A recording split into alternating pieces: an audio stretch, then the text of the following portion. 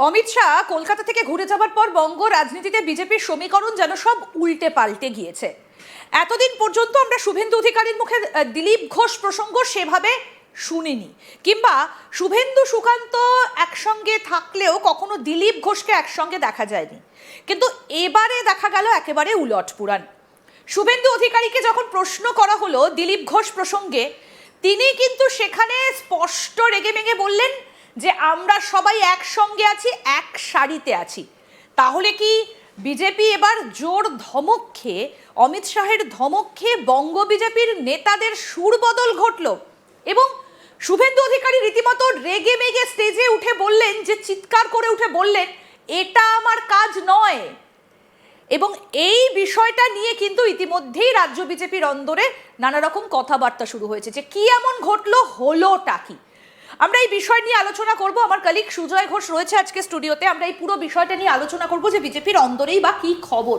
কিন্তু তার আগে শুভেন্দু অধিকারী কি বলেছেন, কেন এই কথাটা বলছি এবং কেন এই আলোচনা বা এই প্রসঙ্গটা উঠছে, আগে শোনাই সেটা।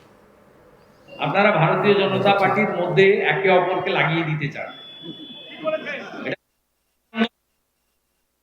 এটা শুভেন্দু অধিকারীর কাজ নয়। আমরা সবাই এক, হারাবো হারাবো।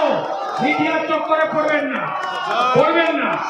লড়াই তৃণমূলের বিরুদ্ধে, যেখানে পদ্ম সেখানে সবাই, নেতা একজন নরেন্দ্র মোদী।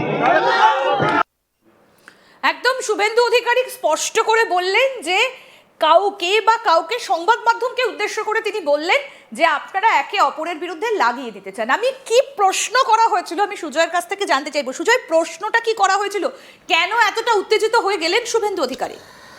দেখো, আমরা মানে বঙ্গ বিজেপির অন্দরে কান পাতলে শুভেন্দু অধিকারী এবং দিলীপ ঘোষের সম্পর্কের বিভিন্ন বিষয়ে একটা কানাঘুষো শোনা মানে যায়।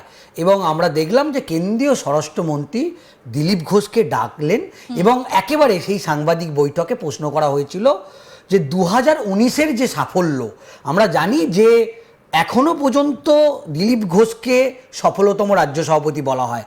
2019 যে লোকসভা নির্বাচন হয়েছিল সেখানে বিজেপি 18টা আসন পেয়েছিল। তো একেবারে স্পেসিফিক প্রশ্ন করা হয়েছিল যে 2019-এর যে সাফল্য, সেই সাফল্য কার? তো তখনই শুভেন্দু অধিকারী একেবারে যখন এই প্রশ্ন শুনলেন, তিনি মানে কিছুটা উত্তেজিত হলেন এবং তিনি বললেন, এবং তার যে বডি ল্যাঙ্গুয়েজ আমরা দেখলাম, যে কোট আনকোট আমরা সকলে এক। তাহলে মানে এই যে শুভেন্দুর এই বক্তব্যের মধ্যে আমরা যদি মানে এর আগে আমরা দেখি যে শুভেন্দুর যে বডি ল্যাঙ্গুয়েজ, বা এর আগেও কিন্তু শুভেন্দু অধিকারীকে দিলীপ ঘোষ সম্পর্কে প্রশ্ন করা হয়েছিল, কিন্তু দিলীপ ঘোষ নিয়ে যখন প্রশ্ন করা ছিল শুভেন্দু অধিকারী তখন সেই প্রশ্ন সম্পূর্ণভাবে এড়িয়ে গিয়েছিলেন। কিন্তু এবার যেটা তিনি করলেন বা যে বক্তব্য রাখলেন, এবং তিনি উঠে দাঁড়িয়ে বললেন কোট আনকোট আমরা সবাই এক, এবং লড়াইটা তৃণমূল কংগ্রেসের বিরুদ্ধে, মানে দুটো কথা বললেন। তো এই শুভেন্দু অধিকারীর এই বক্তব্যের মধ্যে মনে করা হচ্ছে যে গোটা রাজ্যের বিজেপি কর্মী সমর্থকদের কাছে তিনি একটা বার্তা দিলেন, যে এই যে শুভেন্দু এবং দিলীপের মধ্যে যে দ্বৈরথ চলে, যে বলা হয় যে তাদের সম্পর্কের একটা অম্ল মধুর একটা সম্পর্ক বা ফাটল, সেই ফাটল কিন্তু নেই। এবং তাহলে কি একটা বিষয় স্পষ্ট, যে অমিত শাহ, একদম আমি এইখানটাতে আসবো, কারণ এর আগেও তো বহুবার শুভেন্দু অধিকারীকে প্রশ্ন করা হয়েছে দিলীপ ঘোষ সম্পর্কে। গত মাসেও প্রশ্ন করা হয়েছে, অমিত শাহ আসার আগেও তিনি এড়িয়ে গিয়েছেন। কিন্তু এবারে কোথাও যেন একটা তাকে মনে হলো যে তিনি বোধহয় ভাবতে পারছেন না যে এরকমটা হতে পারে। তাহলে কি বস, আমরা যদি এই জায়গায় ধরে নিই যে অমিত শাহ বস, তিনি বলে গেছেন কথা, সুতরাং ভালো লাগুক বা মন্দ লাগুক শুনতেই হবে।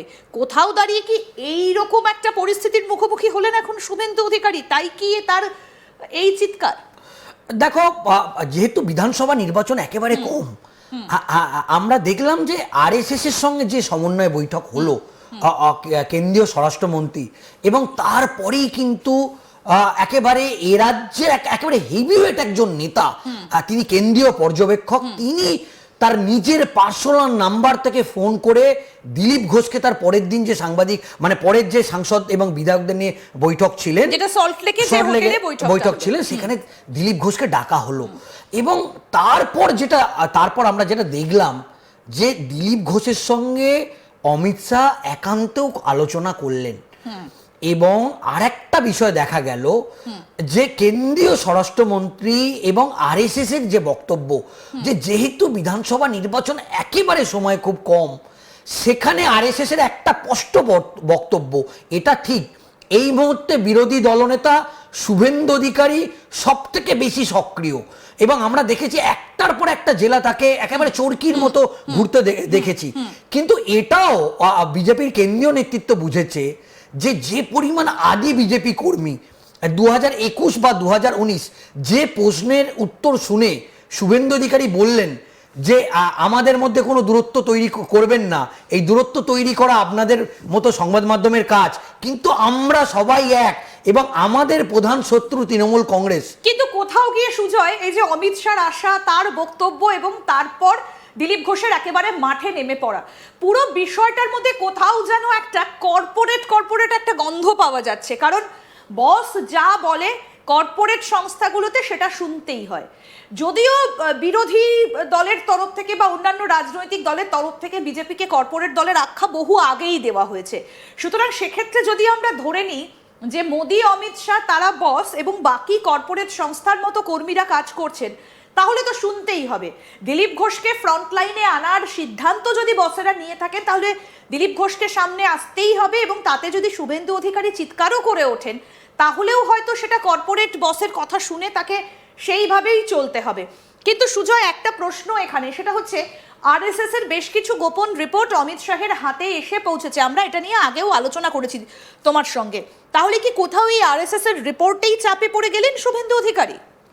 দেখো, অবশ্যই আমরা দেখেছি যে কেন্দ্রীয় নেতৃত্ব এবং বঙ্গ বিজেপি তারা কিন্তু আরএসএসকে একটা বড় গুরুত্ব দেয়। এবং যখন সে পার্টির সভাপতি হোক বা কোনো রাজ্য কমিটির ক্ষেত্রেই হোক, আরএসএস ব্যাকগ্রাউন্ড এবং আরএসএস কিন্তু এ রাজ্যে তারা কিন্তু পর্যবেক্ষণ করে। এটা মানতেই হবে যে 2021-এর যে বিধানসভা নির্বাচন হয়েছিল, সেখানে কিন্তু শুভেন্দু অধিকারীকে একটা ব্যাপক গুরুত্ব দিয়েছিল। সেটা কেন্দ্রীয় স্বরাষ্ট্রমন্ত্রী অমিত শাহ দিয়েছিল এবং সেটা আরএসএস কিন্তু সম্মতি দিয়েছিল। এবং আরএসএস এর পর্যবেক্ষণে শুভেন্দু অধিকারী কিন্তু পাস করেছেন, সেজন্যই তাকে এতটা গুরুত্ব দেওয়া হয়েছে। কিন্তু যেটা দেখা যাচ্ছে যে 2021-এ আপ কি বার 200 পার যে পারফরমেন্স, এই যে তুমি যে কর্পোরেট কথাটা বললে, এটা বিজেপির অন্দরে কান পাতলে এরকম একটা আমরা শুনি যে এটা নরেন্দ্র মোদী এবং অমিত শাহের কোম্পানি, প্রধান বস কিন্তু প্রধানমন্ত্রী নরেন্দ্র